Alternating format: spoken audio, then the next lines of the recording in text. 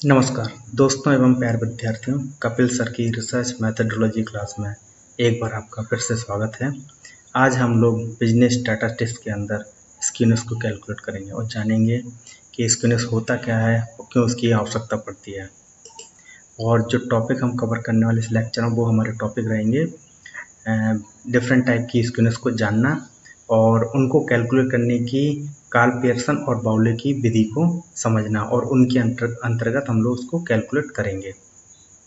सबसे पहले हम जान लें कि स्क्यूनेस होती क्या है। Skewness is a measure of a symmetric और असिमेट्रिक डिस्ट्रीब्यूशन ऑफ डेटा, यानी कि विषमता का अर्थ मध्य वक्र, एक वक्र होता है, वक्र के मध्य बिंदु के दोनों तरफ आवृत्तियों के वितरण से है।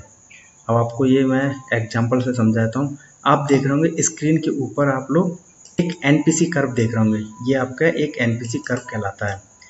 इसको बोलते हैं नॉर्मल प्रोबेबिलिटी कर्व। आप देखेंगे जब वो एक बेल शेप में होता है तो हम मानते हैं कि नॉर्मली डिस्ट्रीब्यूटेड है, यानी कि हम लोग ये चेक करते हैं जो हमारा डेटा है वो नॉर्मली डिस्ट्रीब्यूटेड है या नहीं। असल में जब हम कोई बड़ी एनालिसिस करते हैं, जैसे हम लोग कभी हम लोग जैसे रिग्रेशन कैलकुलेट करें, एनालिसिस करें या इससे कोई और एनालिसिस करें, पैरामीट्रिक टूल लगाएं, तो उसकी जो एक मुख्य जम्पशन होती है वो रहती है कि आपका जो डेटा है वो नॉर्मली डिस्ट्रीब्यूटेड होना चाहिए। तो हम ये चेक करते हैं कि जो हमारा डेटा है वो नॉर्मली डिस्ट्रीब्यूटेड है या नहीं। यदि वो नॉर्मली डिस्ट्रीब्यूटेड है तो हम उस पर किसी भी तरह की एनालिसिस लगा सकते हैं। यदि वो नॉर्मली डिस्ट्रीब्यूटेड नहीं है तो हम लोग नॉन पैरामीट्रिक टूल यूज करेंगे। तो हम लोग यहाँ पर ये चेक करते हैं वो हमारा डेटा जो नॉर्मल डिस्ट्रीब्यूशन है या नहीं। तो उसके लिए हम लोग यही चेक करते हैं उसके डेटा के अंदर जो है स्क्यूनेस नहीं होनी चाहिए, राइट। बस जबकि आप देखेंगे अगर हम लोग जहाँ स्क्यूनेस होती है, चाहे वो पॉजिटिव हो या नेगेटिव हो, ये दोनों ही कंडीशन में डेटा को क्या होता है, आपका नॉर्मल डिस्ट्रीब्यूशन नहीं बनाती। तो हम लोग यहाँ देखेंगे और ये हम किस पैरामीटर पर कह सकते हैं कि जो हमारा डेटा वो नॉर्मल डिस्ट्रीब्यूशन है। तो उसके दो पैरामीटर हैं। या तो हम लोग इसका मीन चेक करेंगे, मीन यानी कि हमने बताया ना कि ये सारी चीज़ें अर्थमेटिक मीन कहलाती हैं। आपका मीडियन, मोड और मीन, अर्थमेटिक मीन, ये सब स्टैटिस्टिकल एवरेज के अंतर्गत आती हैं। तो हम लोग वहीं चेक करेंगे कि हमारा जो डिस्ट्रीब्यूशन है वो कैसा है। तो देखिए हमारे पास एक डेटा दिया हुआ है और एक साइज दिया हुआ है, इसको हम x मानते हैं और बाकी सब f, ये भी f और ये भी f। हम तीन डेटा है हमारे पास, तीन फ्रिक्वेंसी डिस्ट्रीब्यूशन है। जब हम x को फ्रिक्वेंसी डिस्ट्रीब्यूशन a के साथ कैलकुलेट करेंगे तो हमारे पास ये वैल्यू निकल के आती है। जब हम x को फ्रिक्वेंसी डिस्ट्रीब्यूशन b के साथ कैलकुलेट करेंगे तो हमारे पास कुछ और वैल्यू निकल के आएंगे। जब हम x को फ्रिक्वेंसी डिस्ट्रीब्यूशन c के साथ कैलकुलेट करेंगे तो हमारे पास कुछ और वैल्यूज निकल के आएंगी। तो अब देखते हैं कि इसमें से जो कौन सी वैल्यू जो इंडिकेट करेंगे डेटा नॉर्मल डिस्ट्रीब्यूशन है। जब हम इससे कैलकुलेट करते हैं और जब ये देखेंगे सभी का जो ग्रैंड टोटल वो 37 इक्वल है, बस डिस्ट्रीब्यूशन में दिक्कत है। आप देखेंगे तो अब देखेंगे यहाँ पर हम देखते हैं कि हमारे पास जो मीन है, जो मीडियन है और जो मोड है, वो तीनों की वैल्यू इक्वल है 18, यानी कि इसका जो मीन 18 है, मीडियन 18 है और मोड भी 18 है। तो जब आपके ये तीनों एक बराबर है तो हम लोग एक लाइन में वो देखते हैं। जैसे ये आप देखें तो एक लाइन है, तो इसका मतलब ये है कि हमारा जो मीन, मीडियन, मोड है वो एक लाइन में है, यानी कि बिल्कुल सेंटर पॉइंट में है। तो हमारा जो है नॉर्मल डिस्ट्रीब्यूशन इसको हम लोग मान लेते हैं। इसी तरह से हम देखेंगे जो हमारा मीन है वो मीडियन और मोड तीनों में बहुत ज़्यादा फर्क है, यानी कि हमारा मीन मीडियन से ज़्यादा है और मीडियन मोड से ज़्यादा है, और इस तरह से हमारा मीन है वो दोनों से ज़्यादा है। तो यहाँ पर हमारा मीन 16.6, मीडियन 16 और मोड 14 है। तो हम इसको मानेंगे कि ये पॉजिटिव स्क्यूड मान लेंगे इसको। इसी तरह से हम देखेंगे वैल्यू आपकी जब मीन की वैल्यू मीडियन से कम है, मीडियन की वैल्यू मोड से कम है और इसमें मोड सबसे बड़ा है। मोड कितना है 22, मीडियन 20 और मीन 18.96। तो यहाँ पर हम मानेंगे ये नेगेटिव स्क्यूड है, ठीक है। तो एक तो ये पैरामीटर हो गया, इससे हम लोग पता चलता है कि ये डेटा है वो स्क्यूनेस है या नहीं है, ठीक है। दूसरा हम लोग ये देखेंगे कि आपकी जो Q3 पार्टीशन वैल्यू के साथ देखेंगे कि Q3 से जब मीडियन को माइनस करेंगे तो कुछ वैल्यू निकल के आएगी, और जब मीडियन से फर्स्ट क्वार्टर को माइनस करेंगे तो एक वैल्यू निकल के आएंगी। और जब ये दोनों वैल्यू का जो दोनों वैल्यू इक्वल होंगी, एक दूसरे के बराबर होंगी, तो हम मानेंगे कि हमारा जो डेटा है वो नॉर्मल डिस्ट्रीब्यूशन है। यदि आप देखेंगे जब क्वार्टाइल थर्ड और मीडियन की कुछ वैल्यू निकल के आएगी और जब मीडियन वो और क्वार्टाइल वन के बीच में एक वैल्यू निकल के आएगी तो आपकी दोनों वैल्यू इक्वल नहीं है, एक वैल्यू बड़ी है यानी कि Q3 और मीडियन वाली वैल्यू बड़ी है तो हम इसको मानेंगे पॉजिटिव स्क्यूड रहेगा और इसकी वाइस वर्सा कंडीशन आपकी नेगेटिव स्क्यूड की तरफ इशारा करेगी। ठीक है, और आप देखेंगे वक्र आपके इस तरह का दिखेगा और आपके वक्र का डिजाइन भी हो जाएगा। इसको हम बोलते हैं राइट साइड स्क्यूड, इसको बोलते हैं लेफ्ट साइड स्क्यूड। ठीक है,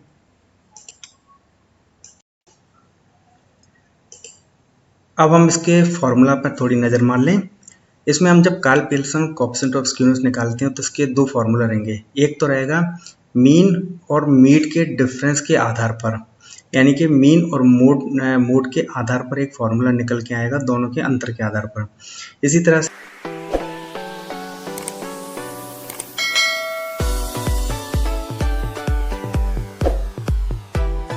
मीन और मीडियन के अंतर के आधार पर एक फॉर्मूला और है। तो आप देखेंगे जब हम एक फॉर्मूले की बात करें मीन और मोड के डिफरेंस के बेस पर, तो यहाँ रहेगा मीन से माइनस करेंगे मोड को तो हमारे पास निकल के आ जाएगा स्क्यूनेस। जब इसका कोएफिशिएंट निकालेंगे तो हमारे पास रहेगा मीन माइनस मोड और स्टैंडर्ड डिवीजन से हम उसका डिवाइड कर देंगे तो हमारे पास निकल के आ जाएगा coefficient of Karl Pearson skewness. ठीक है, और इसी तरह से जब हम मीन और मीडियन के डिफरेंस के आधार पर निकालेंगे तो हमारे पास रहेगा formula 3 multiply mean minus median और इस तरह से स्क्यूनेस निकल आएगा। और जब इसका कोएफिशिएंट निकालेंगे तो 3 multiply median minus mean minus median divided by standard division तो हमारे पास निकल के आ जाएगा coefficient of Karl Pearson skewness. इसी तरह से जब हम बाउले निकालेंगे तो हमें बाउले के लिए क्या चाहिए, थर्ड क्वार्टाइल माइनस मीडियन और minus median minus first quartile की दोनों ब्रैकेट रहेंगे, दोनों को हम माइनस करेंगे तो हमारे पास क्या निकल के आ जाएगा, स्क्यूनेस निकल आएगा। लेकिन मैं आपको जो सलाह दूंगा वो आपको इस फॉर्मूले की मैं सजेशन दूंगा। इस फॉर्मूले से बहुत आसानी से बहुत अच्छे से निकल के आ जाएगा और आपको ज़्यादा डिफिकल्टी भी नहीं होगी। तो हम इसमें लेंगे स्क्यूनेस निकालने के लिए third quartile plus first quartile minus 2 median. ठीक है, कई जगह पर 2 मीडियन की जगह पर 2 सेकेंड क्वार्टाइल भी लिखा होता है क्योंकि मीडियन और सेकेंड क्वार्टाइल इक्वल हैं यानी कि दोनों एक ही हैं। तो यहाँ पर देखिए आप इस फॉर्मूले में जब स्क्यूनेस निकालेंगे कोएफिशिएंट तो आप देखेंगे Q3 plus Q1 minus 2m और divide by Q3 minus Q1 और इसको दूसरे फॉर्मूले देंगे Q3 plus Q1 minus 2Q2। ठीक है, और Q3 माइनस Q1 तो ये इसका फॉर्मूला रहेगा। एक बात और ध्यान देने वाली है कि जो इसका कोएफिशिएंट ऑफ स्क्यूनेस है आपका वो निकलेगा प्लस माइनस 1 और इसका जो कोएफिशिएंट स्क्यूनेस रहेगा वो प्लस माइनस 3 और इसका प्लस माइनस 1 रहेगा। तो इसका मतलब ये है कि आपकी जो वैल्यू रहेगी यहाँ की 1 से ज़्यादा नहीं रहेगी, यानी प्लस माइनस 1 से ज़्यादा नहीं रहेगी, यहाँ भी प्लस माइनस 1 से ज़्यादा नहीं रहेगी और यहाँ पर वैल्यू प्लस माइनस 3 से ज़्यादा नहीं जाएगी। ठीक है, आगे बढ़ते हैं। एक हम लोग इक्वेशन लेते हैं तो ये बहुत आसानी से क्लियर हो जाएगा। हमारे पास एक इक्वेशन है वो दिया हुआ है, calculate skewness and Karl Pearson coefficient of skewness. Coefficient भी निकालना और स्क्यूनेस भी निकालना है कार्ल पियर्सन मेथड से। ठीक है, हमारे पास डेटा दिया है, इस डेटा को हम लोग क्या करेंगे, सबसे पहले टेबुलेशन फॉर्म में लगा देंगे और हमने टेबुलेशन फॉर्म में लगा दिया। लेकिन हमारे पास फॉर्मूला हम पहले पढ़ेंगे तो हमारे पास देखने को आया कि स्क्यूनेस निकालने के लिए हमको चाहिए एक मीन और मोड, और जब कोएफिशिएंट निकालेंगे तो हमको मीन मोड और स्टैंडर्ड डेविएशन तीनों चाहिए होंगे। तो हम क्या करते हैं, सबसे पहले बारी बारी करके एक एक निकालते हैं। सबसे पहले हम लोग मीन निकालेंगे।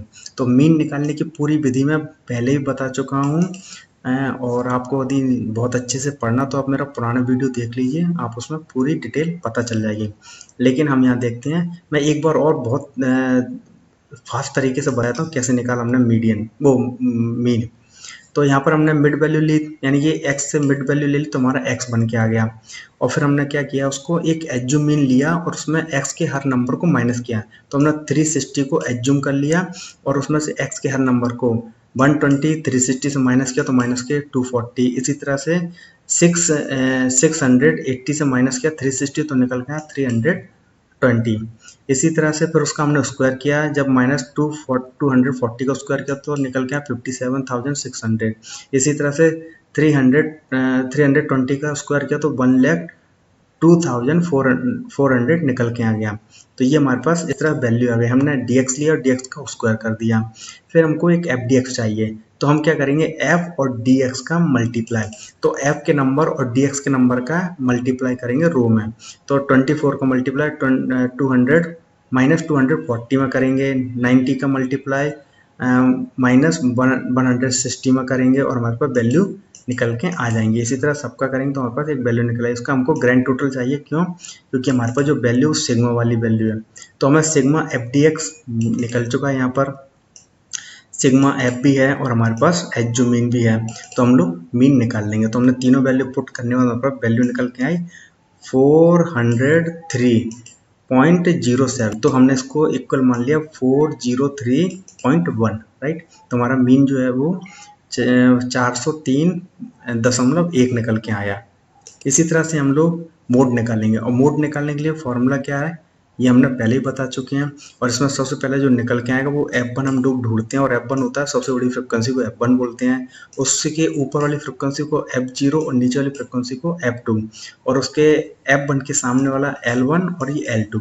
तो हमने सारी वैल्यू हैं, तो इसी तरह हमने सारी वैल्यू L1 यहाँ पुट की और यहाँ, फिर L2 हमने लिया पुट किया, F1 हमने पुट किया, फिर हमने एक और F1 यहाँ पुट किया, ये हमारा F0, यही हमारा F, और ये हमारा नीचे से F2। सारी वैल्यू हमने पुट की हैं। आप ये तार से देख सकते हैं, आपको बहुत क्लियरली हो जाए, समझ में आ जाएगा। और जब एनालिसिस किया तो वैल्यू निकल के आई आपकी 522.1 अप्रॉक्स, क्योंकि इसके पीछे कुछ और नंबर होंगे, अप्रॉक्स में हमने लिख दिया। इसी तरह स्टैंडर्ड डिवीजन निकालेंगे, तो हमने एफ डी एक्स तक निकाला। अब एफ डी एक्स का स्क्वायर करेंगे। बहुत से लोग यही गलती करते हैं, जो आपको मैं हर बार बताता हूँ। हमें एफ डी एक्स का स्क्वायर नहीं करना है, हमें एफ और डी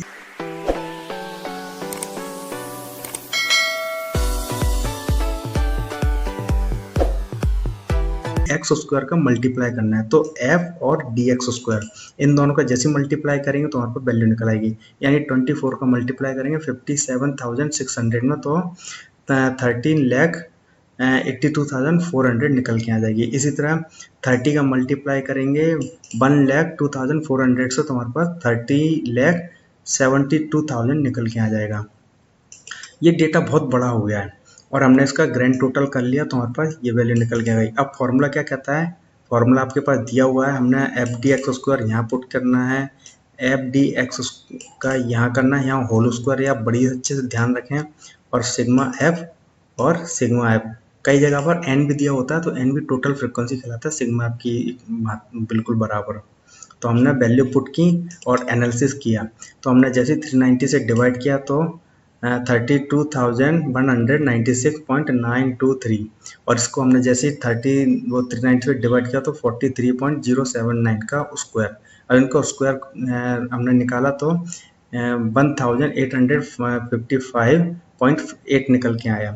और जैसे इनको माइनस किया तो हमारे पास एक वैल्यू निकल गया, उसका जब रूट लिया तो हमारे पास निकल के आया 174.18। ये हमारे पास निकल गया स्टैंडर्ड डिवीजन। अब हमारे पास स्टैंडर्ड डिवीजन भी है, हमारे पास मोड भी है, और हमारे पास मीन भी है। तो हम लोग क्या करेंगे, सबसे पहले स्क्यूनेस निकालेंगे।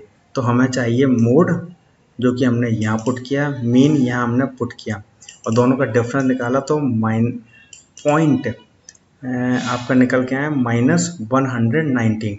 अब आप सोच रहे होंगे कि ये 1 से बड़ी वैल्यू आई, तो मैंने बात की थी कोएफिशिएंट की वैल्यू 1 से ज़्यादा नहीं आएगी, ±1 ही रहेगी। तो अब एक काम करते हैं, इसका कोएफिशिएंट निकाल के देखते हैं। तो हमारे पास जो मोड है हमने यहाँ पुट किया, मीडियन है वो यहाँ पुट किया, और आपकी ये वाली वैल्यू आपने स्टैंडर्ड डिवीजन यहाँ पुट की। तो हमें एनालिसिस किया, दोनों को माइनस किया तो माइनस के 119 निकल के आया 19, और 174.18 से डिवाइड किया तो निकल के आया माइनस के 0.6832 अप्रॉक्स। यानी कि स्क्यूनेस इसमें निकल के आई है, माइनस नेगेटिव स्क्यूनेस निकल के आई है। ठीक है, तो आपको ये समझ में आ गई। ठीक है, अब हम एक काम करते हैं, इसी को अब देखिए ये क्या होता है, कैलकुलेटर हो तो आप ये आसानी से कर लेंगे। अब बहुत सी जगह पर कैलकुलेटर अलाउ नहीं होता, तो हम लोग क्या करेंगे, तो हम लोग एक स्टेप डिवीजन मेथड भी यूज कर सकते हैं, जो मैं आपको यहाँ पर दिखाता हूँ। वही डेटा है, सब कुछ वही है, हमको स्क्यूनेस निकालना है, पर हमने यहाँ पर क्या किया है, स्टेप डेविएशन मेथड को यूज किया है। स्टेप डेविएशन मेथड क्या बोलता है कि यहाँ हम क्या करते हैं, L1 minus L2 minus L1 यानी कि I बराबर L2 माइनस L1 वो ले लेते हैं। तो हम क्या करते हैं, हमें क्लास इंटरवल था, हमने फ्रिक्वेंसी ली और उसका मिड वैल्यू से x बना लिया, ये तो आपको पता चल गया। ठीक है, अब आप क्या करेंगे, यहाँ पर dx निकालेंगे। जब dx निकालते हैं तो हम लोग x माइनस ए और डिवाइडेड बाय आई हम लोग मानते हैं L2 माइनस L1, तो हम यहाँ पर उसको डिवाइड करते चलेंगे। तो हमने क्या किया, जैसे इनका डिफरेंस निकाला, तो जब भी हमने क्या किया 360 माइनस 120, तो जैसे हमने इसको डिवाइड किया तो इस निकल गया था माइनस के 240, और जब 240 माइनस के को 80 से डिवाइड किया तो माइनस के 3। इसी तरह से 200 का माइनस किया 360 से, जैसे हमने 200 360 की जगह रखा और डिवाइड बाई 80 तो हमारे पास आंसर निकल गया माइनस के 2। इसी तरह माइनस के 1 और माइनस के 4 तक ये वैल्यू हमारी गई, ये हमने पता कर लिया, ये हमें निकल के आ गई। फिर हमने dx स्क्वायर में इसका स्क्वायर कर दिया, 3 का स्क्वायर 9, 2 का स्क्वायर 4, 1 का स्क्वायर 1, इसी तरह 1 का स्क्वायर 1, 2 का स्क्वायर 4, 3 का स्क्वायर 9 और 4 का स्क्वायर 16, dx स्क्वायर में हमारा निकल के आ गया। फिर हमें एफ डी एक्स स्क्वायर करना है, तो हमें पहले एफ डी एक्स का मल्टीप्लाई करेंगे, तो 24 मल्टीप्लाई 3 72, 90 मल्टीप्लाई 2 माइनस के 180, इसी तरह सारी वैल्यू हमारी निकल के आई। तो ये वैल्यू कितनी छोटी हो गई है आप देख रहे होंगे। और फिर लास्ट में हमें एफ डी एक्स स्क्वायर निकालना है, तो हमने एफ डी एक्स स्क्वायर निकाला तो हमारे पास 216 316 निकल के आ गया वैल्यू, राइट।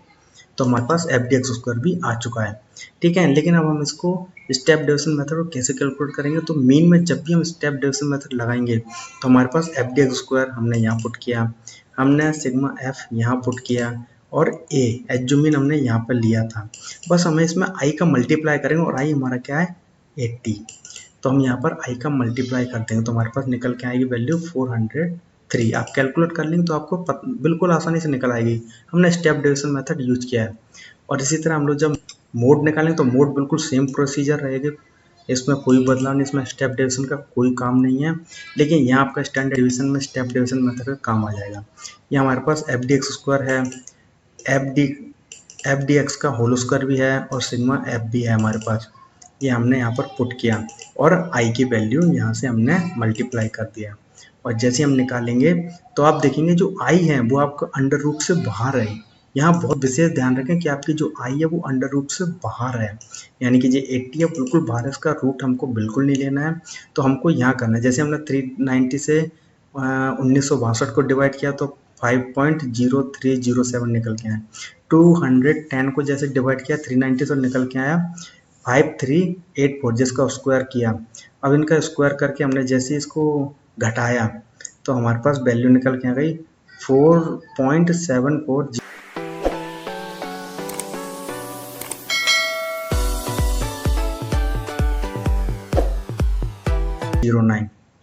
ठीक है, यहाँ हमने थोड़ा सा ये वैल्यू यहाँ पर रखना भूल गए, तो ये 80 का मल्टीप्लाई अभी तक चल ही रहा है।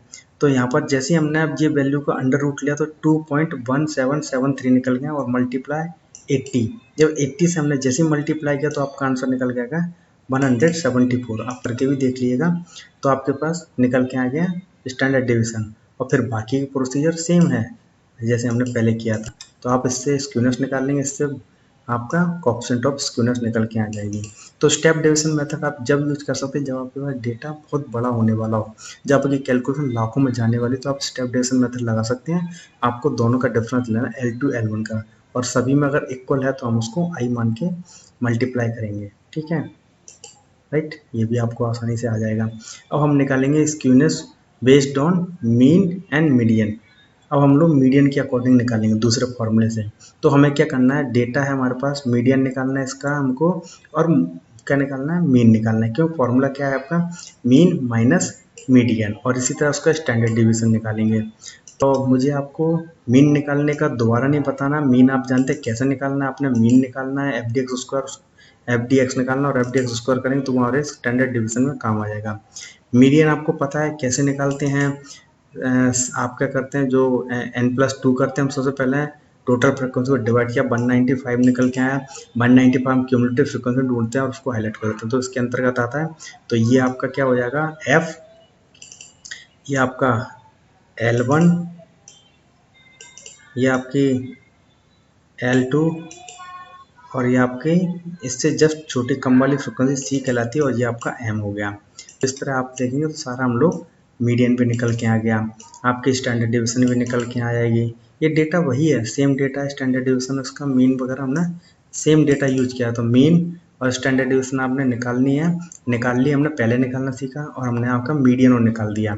अब हम देखेंगे 3 मल्टीप्लाई मीन माइनस मीडियन, तो हमारे पास निकल के आ गया माइनस का 182.7, राइट। इसी तरह से Karl Pearson J multiply 3 multiply mean minus median और डिवाइड बाई स्टैंडर्ड डिवीजन, तो हमारे पास निकल के आ गया 1 माइनस के 1.0489। मैंने कहा था 3 तक जा सकते हो, तो ये 1 के आसपास में आएगी, प्लस माइनस 3 तक जा सकती है वैल्यू, ठीक है। ये क्लियर है आपको। अब हम बात करेंगे स्क्यूनेस बेस्ड ऑन बाउले मेथड। बाउले मेथड में हमको क्या चाहिए, क्वार्टाइल चाहिए, फर्स्ट क्वार्टाइल, थर्ड क्वार्टाइल और सेकंड क्वार्टाइल की हमको ज़रूरत पड़ेगी। और ये आपका बिल्कुल मीडियन जैसा ही होता है, बस हम आपको क्या करते हैं, यहाँ पर n/2 करते हैं, हम लोग n/4 करते हैं। n क्या होती है, टोटल फ्रिक्वेंसी। तो हम यहाँ पर Q1 निकालने के लिए ये होता है क्वार्टाइल नंबर, n हमारे पास टोटल फ्रिक्वेंसी 30 या 30 को जैसे हम 4 से डिवाइड करते तो 7.5 इसके अंतर्गत आता है। तो हमने सारी वैल्यू हाईलाइट कर ली। और आपका ये आपका L1, ये आपका L2, ये आपका फिर से L1 और ये आपका F और ये आपका C। तो आप इसको एनालिसिस करेंगे तो आपको निकल के आ जाएगी 40 वैल्यू, राइट। इसी तरह से आप देखेंगे 2n डिवाइड बाई 4, 60 को जब हम 4 से डिवाइड करें तो 50 निकला, 50 आपका इसके अंदर आता है। तो अब आपकी ये हो गया F, ये हो गया L2, ये हो गया L1, वापस L1 आपका, और आपका ये 11 हो गया आपका C और ये आपका Q। तो आप उसको एनालिसिस करेंगे तो आपके पास 48.64 निकल आ जाएगा। ये इसी तरह से आप Q3 निकालें तो 3n डिवाइड बाई 4, तो 90 को 4 से डिवाइड करते 22.5 निकल के आएगा। और आप जैसे ये देखते हैं तो आपका 22 किसके अंतर्गत आता है, ये 20 है, 22 है, लेकिन 0.5 आपके इसके अंतर्गत आएगा। तो इसलिए आपका ये हो गया आपका, माफ़ी चाहूँगा मैं, ये तार थोड़ा ज़्यादा खिंच गया। ये आपका F और ये आपका L2, ये आपका L1, ये आपका L1 और ये आपका C और ये आपका Q। इस तरह आप देखेंगे तो आपको एनालिसिस करें तो आपका 56 निकल के आ गया। अब स्क्यूनेस निकालने के लिए Q3 plus Q1 minus 2Q, तो हमारे पास Q3 और आपका Q1 और आपका Q2 जैसे हमने पुट किया तो हमारे पास निकल के आ गई -1.28, ठीक है, प्लस माइनस 1.28, ठीक है। लेकिन हम स्क्यूनेस की बात नहीं कर रहे हैं, कोएफिशिएंट की बात करें, वो आएगा 0 प्लस माइनस 1, ये हमारा 1 के ऊपर जा रहा है। तो आप यहाँ पर बिल्कुल ध्यान न दें, कोएफिशिएंट आएगा वो प्लस माइनस 1 के अंतर्गत आएगा। तो जब कोएफिशिएंट निकालेंगे तो जैसे हम लोग Q3 plus Q1 minus 2Q को Q3 माइनस Q1 से डिवाइड करेंगे तो हमारे पास वैल्यू निकल के आएगी 0.08। तो ये ऑलमोस्ट हम ये कह सकते हैं कि जो डिस्ट्रीब्यूशन है वो नॉर्मल डिस्ट्रीब्यूशन है, ऑलमोस्ट, लगभग, ठीक है। तो इसी तरह से आप लोग स्क्यूनेस को कैलकुलेट करेंगे, बहुत इंपॉर्टेंट है आप फर्दर एनालिसिस करते हैं तो। यदि आपको हमारा वीडियो अच्छा लगा तो इसको लाइक करें, शेयर करें, अपने दोस्तों को हमारी वीडियो से लाभान्वित करें और सब्सक्राइब करें हमारे चैनल को, बेल आइकन बताएं ताकि हमें जो भी हम लोग नया वीडियो बनाएंगे तो आपको उसका नोटिफिकेशन मिल जाएगा। तो इसके लिए बेल आइकन ज़रूर दबा दें। Thank you very much. मेरी कॉन्टैक्ट डिटेल नीचे दी हुई है, कोई भी क्वेरी हो तो आप कमेंट बॉक्स में भी कर सकते हैं, मैं आपका ज़रूर रिप्लाई दूंगा। आपने मुझे सुना, इसके लिए बहुत बहुत धन्यवाद।